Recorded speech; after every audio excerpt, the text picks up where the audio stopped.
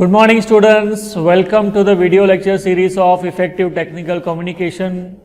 We have started chapter number 1 and we have completed 2 topics till now, which was the first topic. First of all, we studied about what is communication, what is the basic fundamental of communication. We also studied about the communication process with the help of communication block diagram. Okay, then after we studied about the different levels of communication. So basically there are 5 types of levels of communication. The names are extrapersonal, intrapersonal, interpersonal, organizational and mass communication. We also studied all of these levels of communication in detail. Okay. Then after we started non-verbal communication. Now what is the meaning of non-verbal communication? Non-verbal communication is the communication that is not using words.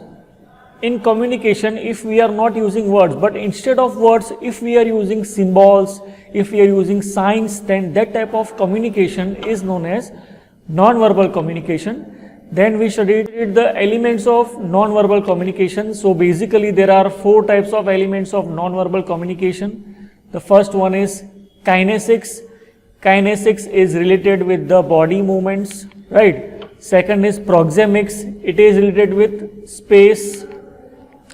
Third is paralinguistic, it is related with the voice, and the fourth one is chronemics, and chronemics is related with time. Okay, so these all are the different elements of non-verbal communication. Let us study all of these in detail one by one. Okay, first one is kinesics. See, as you can see in the image, kinesics is totally related with the body language. Okay, the physical movements, the body language, each and everything related with our body while you are communicating will reflect your personality, right? So it's again divided in 5 different parts. Which are that parts?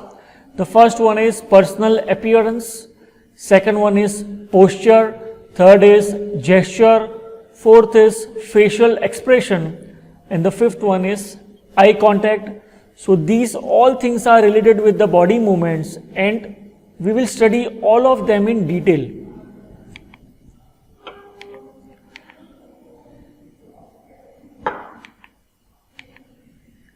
Okay, let us start with personal appearance first.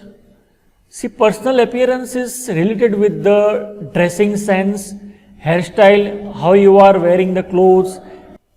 The selection of clothes depend upon the occasion. For example, if you are going anywhere for an interview, then you should be in formal clothes. Okay, your beard should be trimmed or it should be clean shaved. Okay, for girls you should wear executive clothes.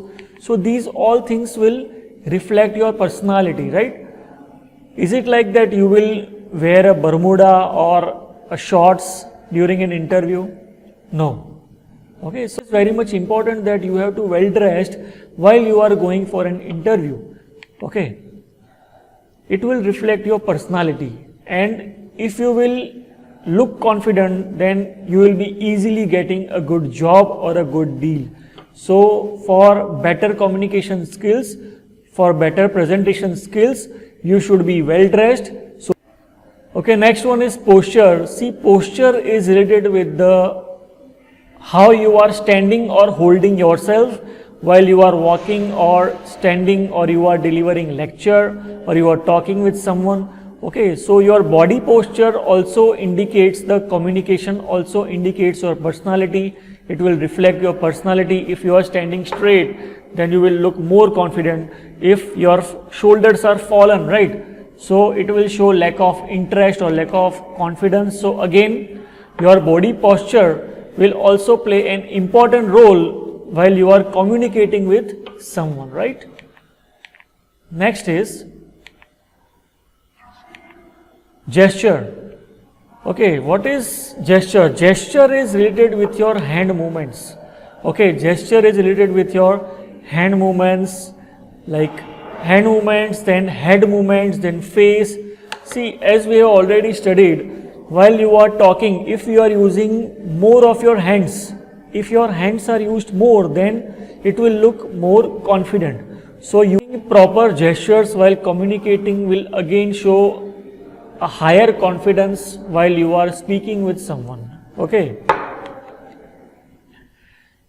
There are many hand gestures, and with the help of hand gestures we can also explain the another person that what we are trying to say. Okay, for example, if I am going in an hospital and someone is showing like this, so what is the meaning of this? This means you have to keep silence. Okay, while you are playing a cricket match and the audience is doing, so what does it indicate? Well done, good luck. Okay, V stands for victory, this stands for well done, right? So each and every gesture of the hand will indicate something. Okay. See, one more thing, if you are not using the gestures properly, if any awkward gesture is there, then it will again lessen the effectiveness of the information that you are going to convey. Like for example, if you are going in an interview and you are continuously moving your pen, okay, continuously playing with your pen while talking, so this will again show your anxiety, right?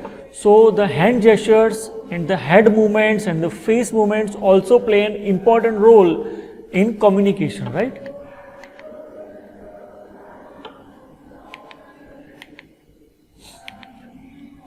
Okay, next is facial expression. It has been told that, it has been said that face is the most expressive part of the body. See, if you are not speaking anything, but by listening something or by reading something, your expression have changed, your face expression changes, right? So that will again show that will again communicate something. Like you are smiling, right? If you are going somewhere, if you are meeting someone, your smiling face will show your friendliness, raised eyebrow will show something like disbelief or shocked. Okay, so for every expression, the face will show some different expressions, right? So I have shown there are some exceptional cases, like some people do not react even. They are not able to express themselves. If they are happy, then also their face will be like this. If they are sad, then also their face will be like this.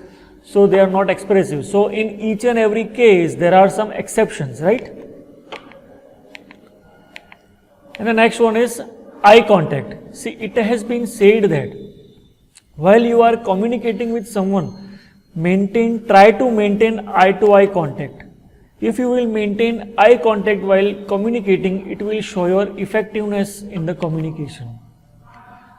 Like for example, eye contacts are also of different types. For example, I am delivering a lecture. Okay, I am delivering a lecture. I am busy in delivering a lecture in the classroom, and two students are talking between themselves. They are not looking at me, but while they will be looking at me, and if I am staring at them, continuously I am staring at them for 10 to 15 seconds, what does it indicate?